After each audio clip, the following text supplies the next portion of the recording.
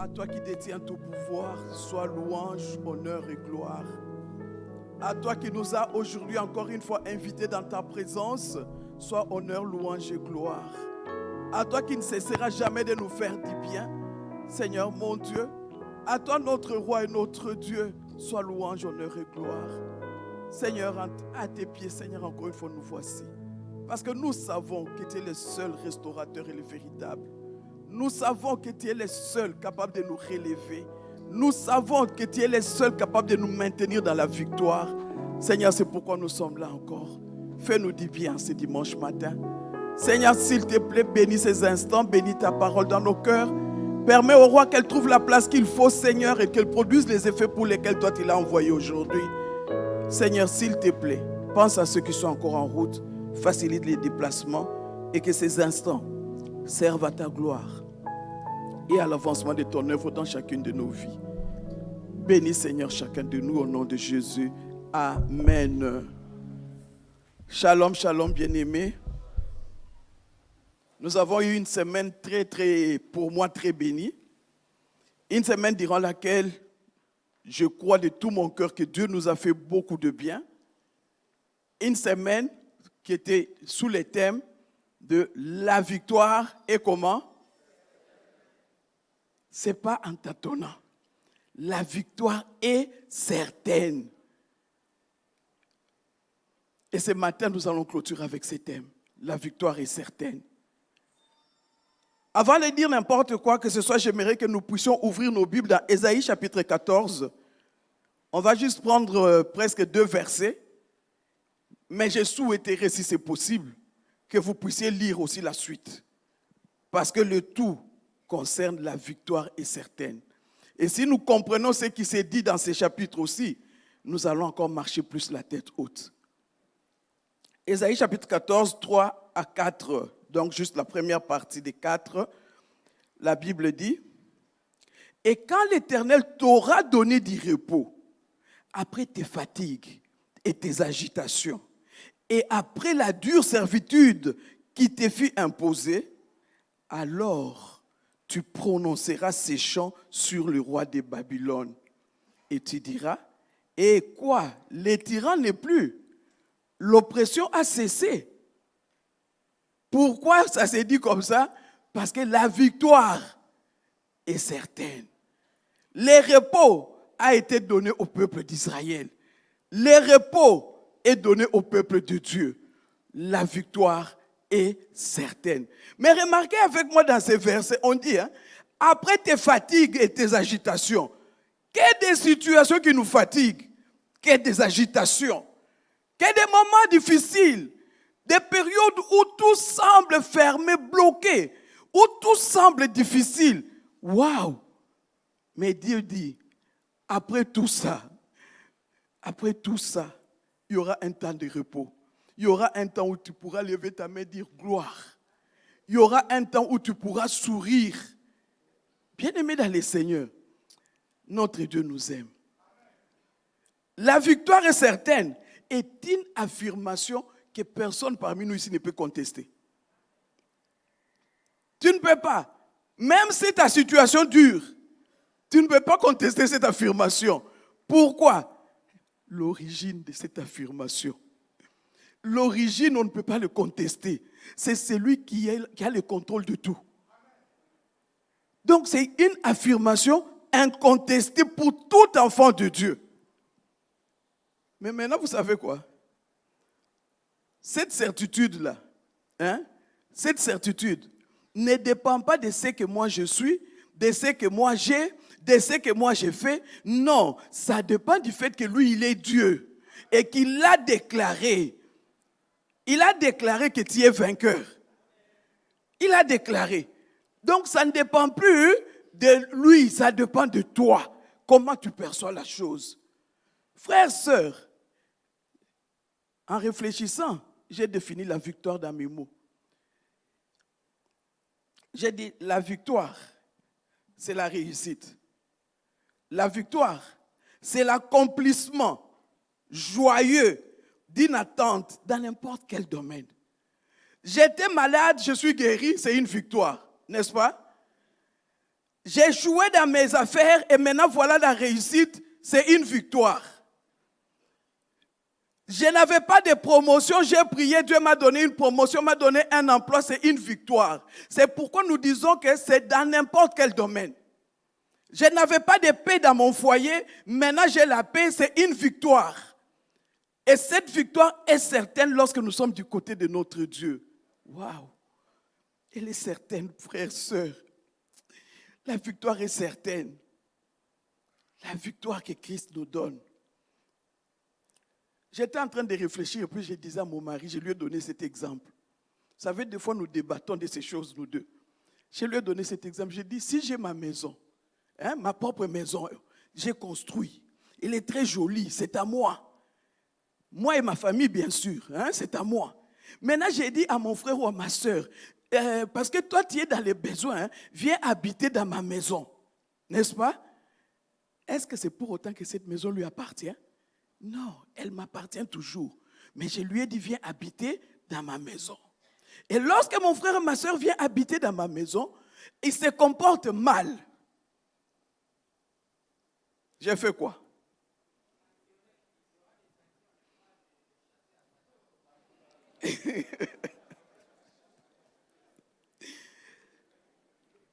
Pas de chasser à Satan. Hein?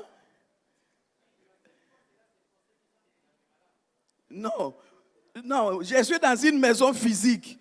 Donc je ne suis pas dans le spirituel pour le moment. Je suis dans le physique.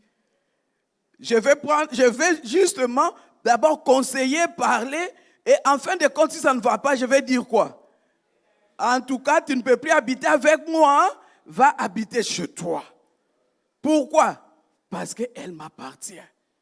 Frères, sœurs, qu'est-ce que j'étais en train de sous-entendre?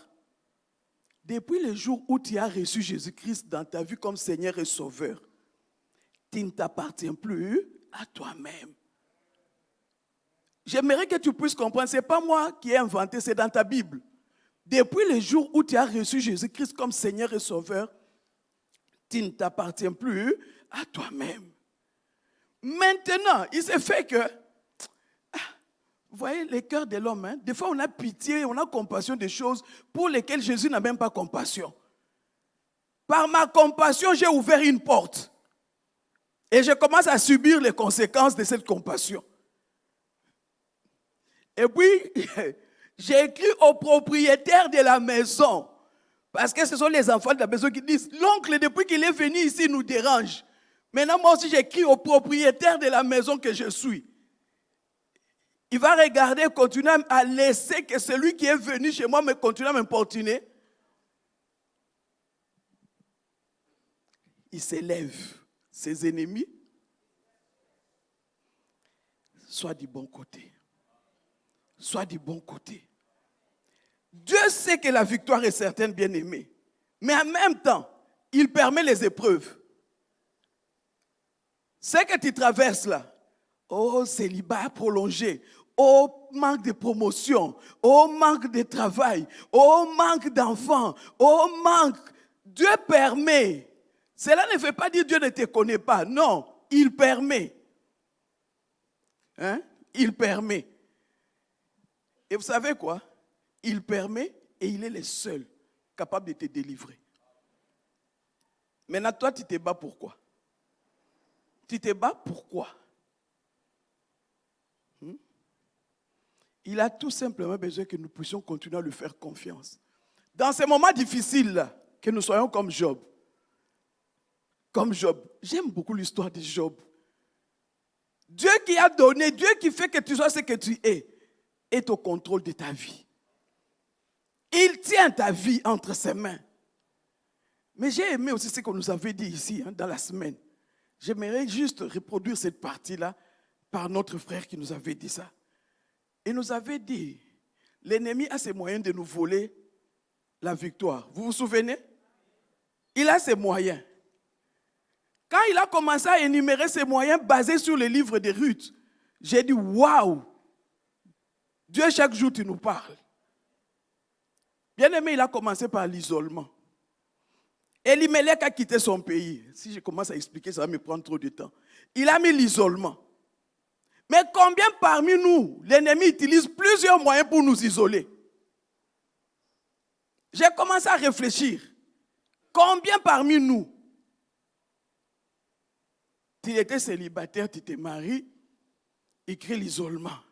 Mon mari revient toujours après 17 heures. Je ne sais plus venir aux réunions parce que je dois attendre qu'il arrive. Mais ton mari t'a trouvé où? Dans l'église. Il venait te chercher aux réunions qui commençaient à 17 heures, vous rentriez ensemble. Maintenant que tu es dans sa maison, il commence à nous expliquer que tu dois attendre. Ah, depuis que j'ai accouché, depuis que j'ai trouvé ce travail-là, c'est tellement un bon travail que je dois vraiment bien garder ça. Ah, c'est une façon gentille, propre de nous isoler. Parce qu'il sait, frères, sœurs, il sait qu'en cette année 2026, nous à la bannière, nous avons dit nous voulons nous réfugier à l'abri de ses ailes. Et si je me suis réfugié à l'abri de ses ailes, c'est-à-dire je ne vais pas me déplacer, je vais rester là où il y a la bénédiction, là où il y a la vie. Il le sait. Et il sait que s'il veut t'avoir, il doit faire quoi? T'isoler. Et tu te laisses isoler avec des justifications propres. Propres. Tu te dis non, c'est normal. Mais l'enfant qui est toujours loin de ses parents, est-ce qu'il aura la même bénédiction que l'enfant qui est prêt? À vous de répondre. La comparaison.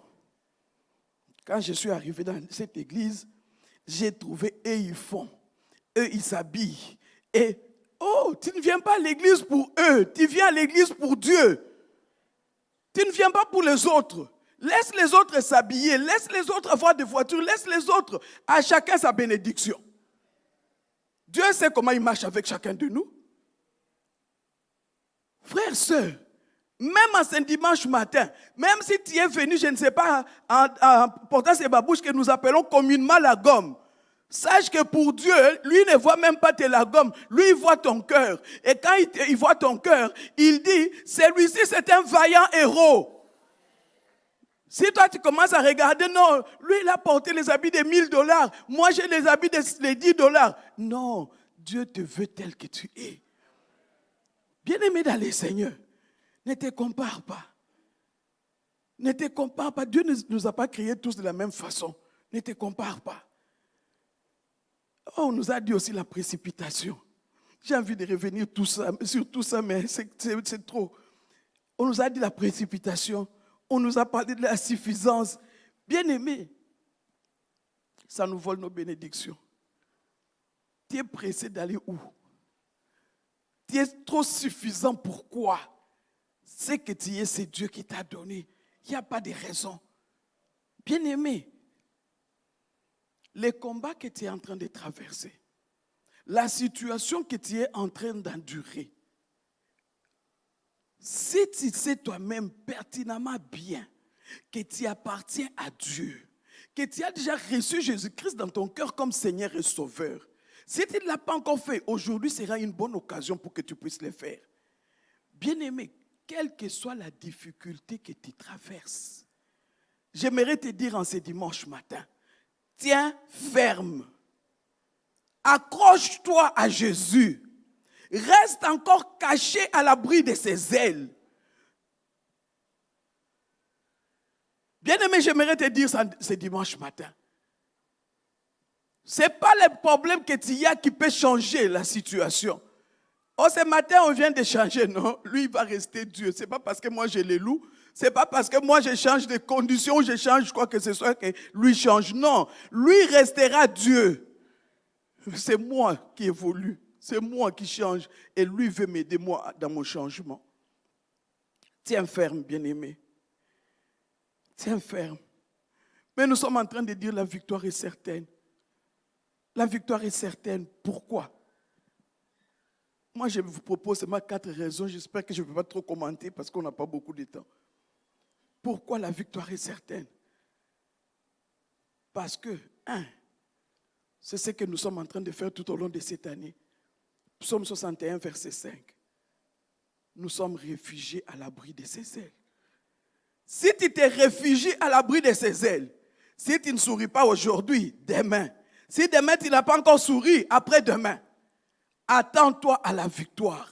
Pourquoi? Parce qu'à l'abri de ses ailes, il va réchauffer tous les poussins. Mais vous savez quoi? Il y a un poussin qui sera plus proche de son corps, un autre sera un peu éloigné. Donc, celui qui sera plus proche peut-être recevra le réchauffement rapidement. Celui qui sera un peu éloigné, ça va venir. Parce que si celui qui est à côté est réchauffé, il va faire quoi? Réchauffer aussi l'autre. Et c'est comme ça. Vous voyez? Réfugie-toi. Si tu n'as pas encore une réponse aujourd'hui, ce n'est pas parce que tu les quittes ou parce que tu changes d'église que toi tu auras une réponse. Non, c'est parce que tu vas continuer à demeurer à l'abri de ses ailes. Demeurons à l'abri de ses ailes. À l'abri de ses ailes, bien-aimés dans le Seigneur, c'est un véritable lieu de protection et d'affection. Ne quitte pas ces lieux. Lieu de protection, lieu d'affection. Vous savez quoi? À l'abri de ses ailes, rien ne peut arriver si l'ennemi ne demande la permission. Vous avez déjà vu le corbeau aller faire sortir les poussins en dessous du plume de la poule et on lui donne les poussins tout doucement, comme ça il part. Non. À l'abri de ses ailes, rien ne peut arriver sans permission. Pourquoi? Parce que tu es dans sa main.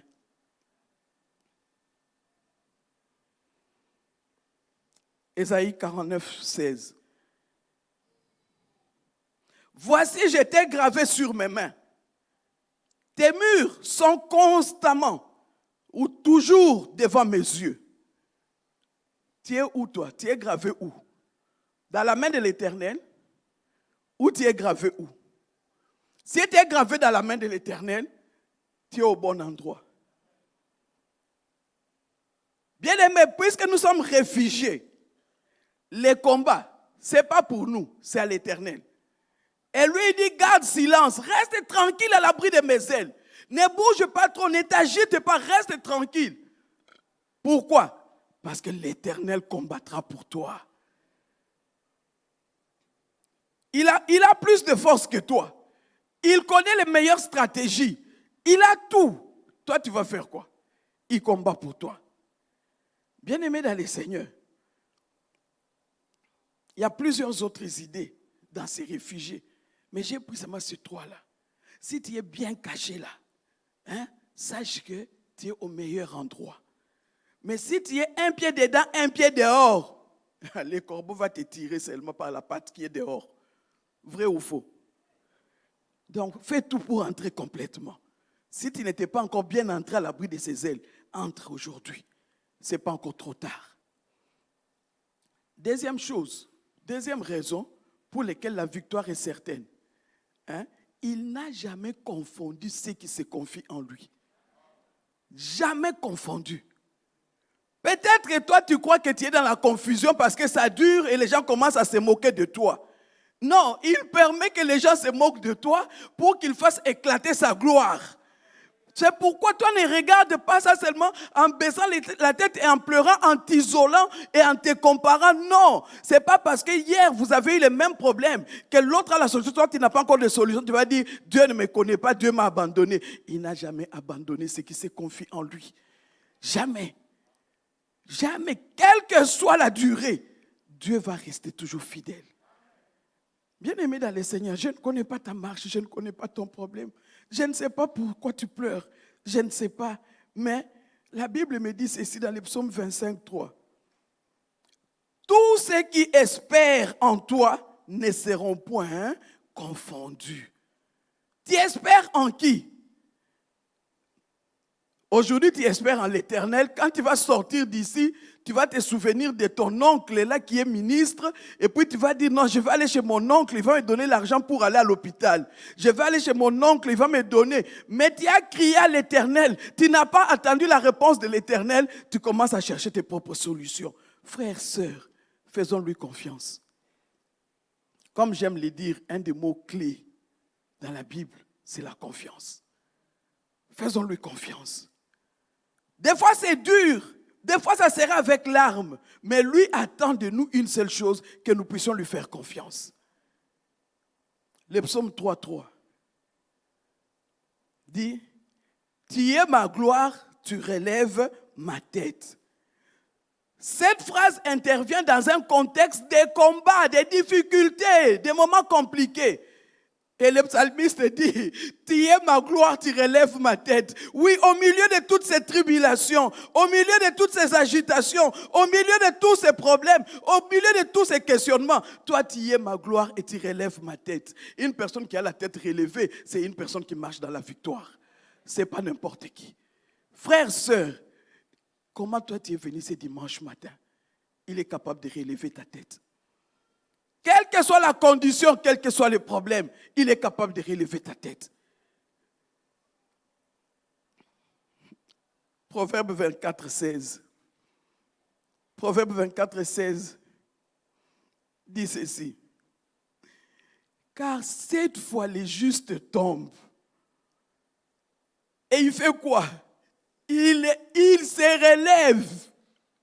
7 fois il tombe. Il se relève, mais le méchant ne va pas se relever. C'est pour dire, frères, sœurs, garde ta tête haute. Garde ta tête haute.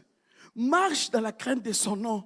Reste à l'abri de ses ailes. Reste attaché à lui. Comme ça, même si tu tombes, lui, il va te relever. Tu tombes, il va te relever. Parce que dans la marche avec Dieu, il y a des moments où c'est compliqué. C'est compliqué. Nous avons envie d'avoir une réponse directe, mais Dieu peut prendre le temps qu'il veut. Et pendant qu'il prend ce temps-là, il y aura des moments où tu auras envie même de relâcher. Il y aura des moments où tu seras fatigué. Il y aura des moments où tu vas te poser beaucoup de questions. Mais sache une chose, bien-aimé dans le Seigneur, sache une chose, même dans la fatigue la plus atroce, même dans les moments les plus compliqués, bien-aimé, j'aimerais que tu puisses savoir, Dieu reste au contrôle. Et sache bien ceci, il permet, pour que ça arrive jusqu'à ce point-là, il permet. Et puisqu'il permet, il te rend capable de surmonter ces moments. C'est pourquoi ne crois pas, quand ça devient dur là, toi ne crois pas qu'il t'a abandonné. Au contraire, dis Seigneur, moi je te loue parce que tu me donnes la capacité de surmonter ces moments. Tu me donnes la capacité de vaincre. Et c'est possible avec notre Dieu. La victoire, elle est certaine. Elle est de notre côté. Non seulement il ne confond pas ceux qui se confient à lui. La troisième chose, bien aimée dans le Seigneur, il nous a rendus plus que vainqueurs. Tel que tu es là, est-ce que tu es conscient que Dieu t'a déjà rendu plus que vainqueur? Rendre plus que vainqueur ne signifie pas que les problèmes là qui arrivent directement disparaissent. Non. Parce que Dieu permet que ces problèmes arrivent, malgré qu'il t'a déjà mis dans la victoire, pour pouvoir faire quoi? Te former. Tu es en formation. Dieu va te former pour que la victoire là, qu'elle ne reste pas seulement, non, Dieu a vaincu pour moi. Non, moi aussi, quand j'ai fait des efforts, j'ai vaincu. Et puisque j'ai vaincu avec Dieu, maintenant, je sais comment, demain, je vais m'y prendre pour ne pas tomber, mais pour rester dans la victoire. Ce sont des exercices que Dieu nous donne, mais tout en nous rendant déjà vainqueurs. Romains 8, 37. La Bible dit, mais dans toutes ces choses, vous pouvez lire le texte, dans toutes ces choses, nous sommes plus que vainqueurs par celui qui nous a aimés. Pas par moi-même. Par moi-même, je suis incapable. Par moi-même, devant de certaines situations, je vais trembler comme une feuille de papier. Mais par lui qui m'a aimé, c'est lui qui me donne la force. C'est lui qui m'aide dans les moments les plus compliqués. C'est lui qui m'aide même lorsque les larmes sont en train de couler. Il me redonne encore le courage de pouvoir aller de l'avant. C'est lui. Bien-aimé dans le Seigneur, peut-être que ce dimanche matin, toi, tu es venu avec des larmes. Vous voyez ces larmes-là qu'on ne voit pas à l'extérieur, mais ces larmes qui sont internes, ces larmes que aucun homme, aucun humain ne peut essuyer. Peut-être que ce matin, c'est ça l'état de ton cœur. Mais sache une chose, c'est lui qui nous a rendus plus que vainqueurs et capable d'essuyer ses larmes. Il est le seul capable d'arriver jusque là où coulent ses larmes et les essuyer. Mais en même temps, il dit, relève ta tête. Parce que ces larmes-là, si tu continues à les laisser couler, ces larmes vont créer des maladies psychosomatiques. Ce sont les maladies que toi, tu ne sauras pas guérir. Il n'y a toujours que lui qui peut guérir. Donc, vienne de son côté. Donc, il nous a rendus plus que vainqueurs. Déjà dans Genèse chapitre 3, 15, il dit, il a écrasé la tête de notre ennemi. Il a écrasé la tête de notre ennemi. Pourquoi? Pour que nous soyons dans la victoire. Il l'a fait déjà dans la Genèse. Il nous l'a dit. Bien-aimé dans le Seigneur, ton ennemi là, même s'il s'agite, même s'il fait, quel que soit ce qu'il fait, toi tu sais une seule chose, sa tête est comment? Écrasée. Ton ennemi est écrasé. Toi tu es déjà élevé. Et si lui il est écrasé, toi tu es élevé. Pourquoi tu as peur de lui? Pourquoi tu laisses la peur prendre la place? Pourquoi tu as peur? N'aie pas peur, fais confiance en ton Dieu. Et c'est comme ça que la victoire sera certaine.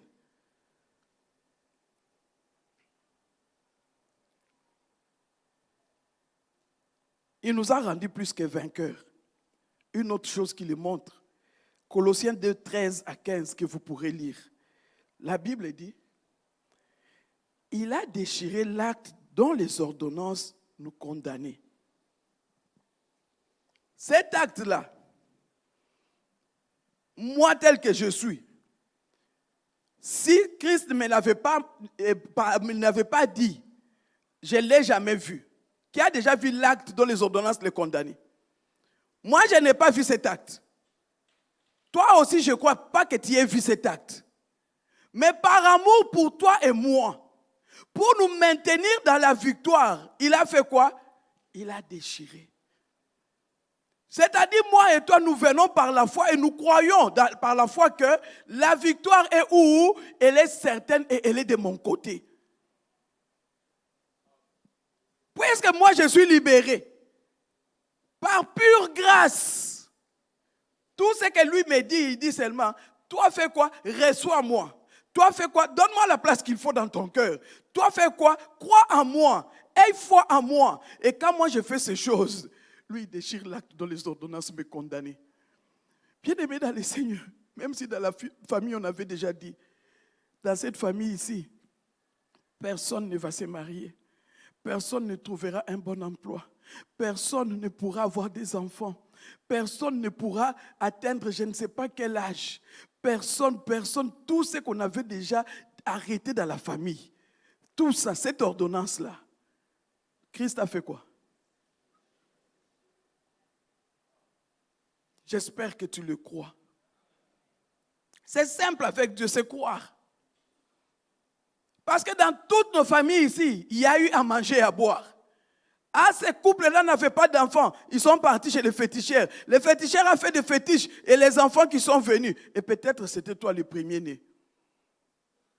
Peut-être. Frères, sœurs, que Dieu nous aide.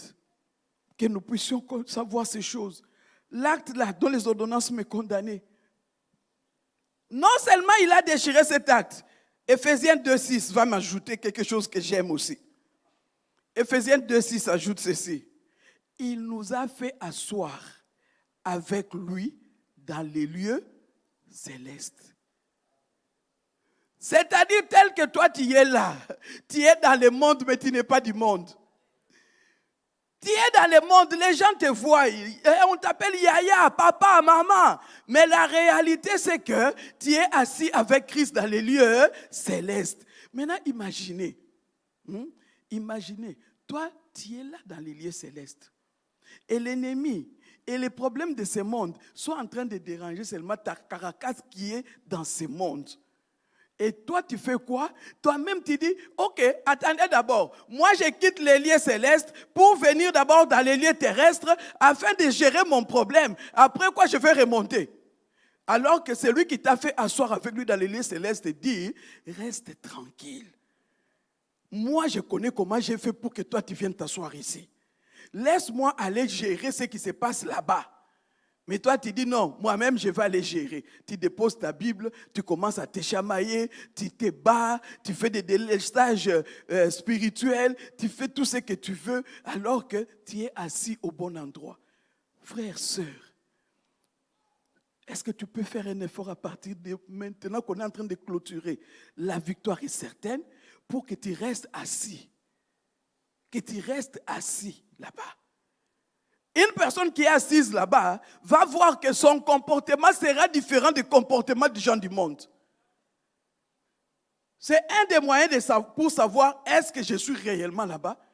Les gens du monde vont se poser des questions. Mais pourquoi? Toi, tu sais que moi, je ne suis pas une personne du monde. Je suis assis avec Christ dans les lieux célestes. Frère, sœur, je ne sais pas comment toi tu mènes ta vie. Et une quatrième raison que je me suis donnée. Pourquoi la victoire est certaine? Mais c'est simple. Parce qu'il a tout accompli. Il a tout accompli. C'est très simple. La victoire est certaine, il a tout accompli. Jean 19, 30.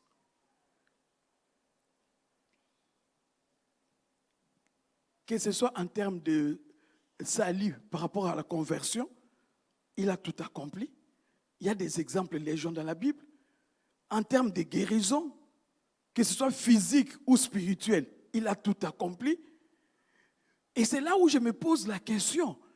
Tu connais et tu sais, parce qu'au jour d'aujourd'hui, même dans les taxis, vous allez voir cet autocollant. Christ a tout accompli. Vous avez déjà vu ça dans les taxis? Mais maintenant, pourquoi est-ce que nous continuons à croupir sur certaines choses pour lesquelles nous savons que Christ a déjà vaincu ces choses à la croix? Pourquoi?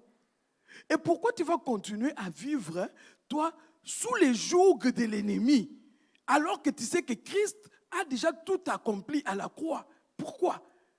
Tu es toujours, toi, si tu touches à l'argent, tant que ce n'est pas fini, ton cœur n'est pas tranquille. Quand ça se termine, tu deviens tranquille. Mais en même temps, tu sais que ce n'est pas bon. Toi, quand tu dors, tu dois avoir des nuits agitées. Mais tu sais que ce n'est pas bon. Mais tu vis de cette façon-là, jour après jour. Depuis que toi, tu as commencé à faire telle ou telle autre chose, tu trouves que ça ne va pas. Tu as l'impression que tu es comme dans un carton. Ça ne va pas. Mais tu continues toujours à vivre et tu trouves normal. Et tu te dis, ah, ça, c'est ce genre de choses. Si je pars dire au pasteur, tu vois, le pasteur me considère quand même. Bien aimé, le pasteur peut te considérer. Mais toi, la bonne relation, c'est avec le pasteur que tu dois l'entretenir ou c'est avec Dieu? Tu choisis le pasteur. Ok, c'est un choix. Mais lorsque nous parlons de la victoire est certaine, il y a là aussi une question de choix. Chacun de nous doit choisir. Je vais être du côté de la victoire ou je vais être du côté de la vie normale. C'est un choix que nous faisons. Bien-aimés dans le Seigneur, des fois nous traînons, nous souffrons, nous pleurons, nous nous lamentons des fois pour rien.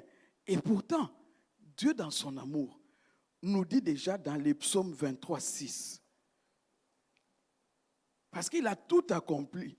Il dit, oui, les bonheurs et la grâce m'accompagneront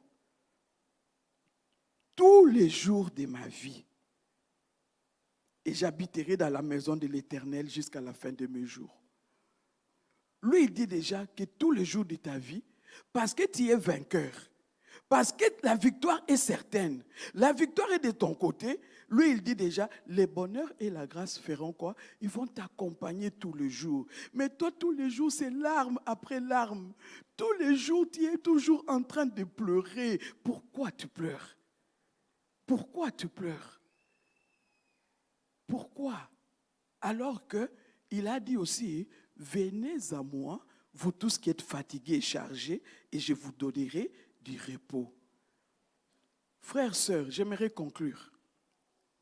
Une conclusion simple, mais j'aimerais conclure pour la semaine. Cette affirmation, la victoire est certaine. Si j'ai bien suivi tout ce qu'il y a eu comme enseignement pendant toute cette semaine, bien aimé, cette affirmation m'aide à considérer Dieu différemment devant n'importe quelle circonstance. C'est cette affirmation. Ma façon de marcher devant Dieu a changé. Ma façon de considérer Dieu a changé. Ma façon de voir Dieu devant les circonstances de la vie a changé. Ma façon de concevoir Dieu a changé. Mais si toi, tu as toujours les dieux de la croix, ou les Jésus qui étaient dans les berceaux, ou les Jésus de la croix, ou les Jésus qui est seulement assis à la droite du Père, et tu ne vois pas tout ce qu'il est capable de faire, c'est-à-dire que tu n'as pas encore compris. Moi, j'ai compris que le Jésus que moi j'ai choisi, c'est celui qui m'a rendu plus que vainqueur. Et il a proclamé, et il a dit, la victoire est certaine pour chacun de vous. Mais est-ce que toi, tu perçois la chose de cette façon? Nous allons prier.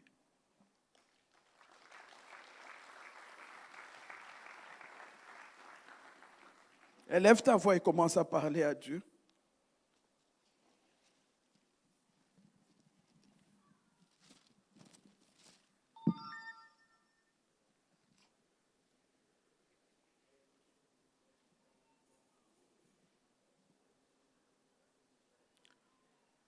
Peut-être que tu es là et que tu n'as pas encore reçu Jésus comme Seigneur et Sauveur.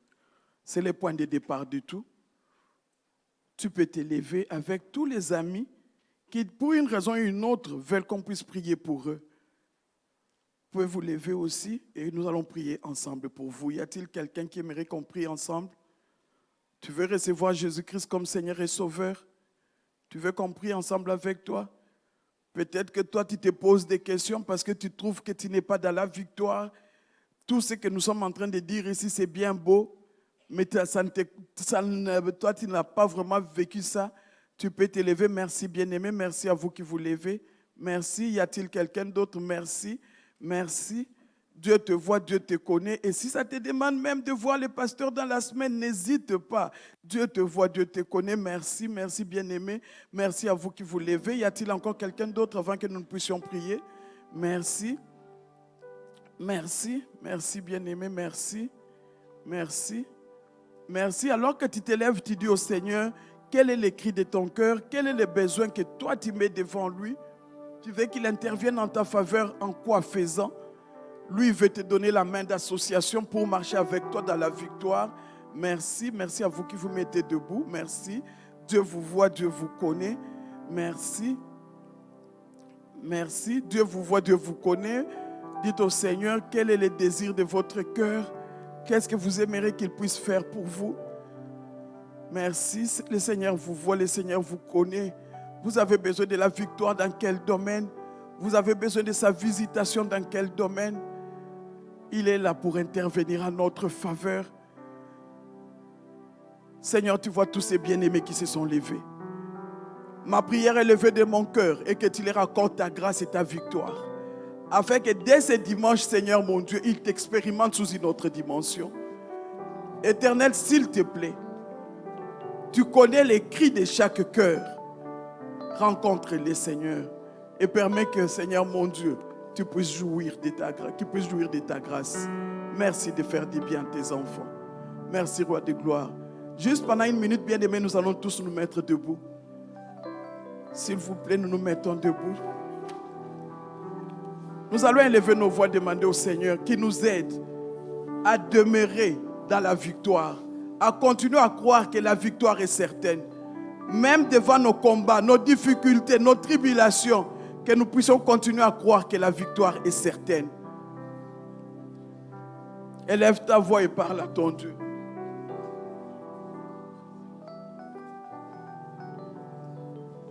Élève ta voix et parle à ton Dieu. Élève ta voix. Qui nous garde dans sa victoire, qui nous aide à continuer à croire que la victoire est certaine.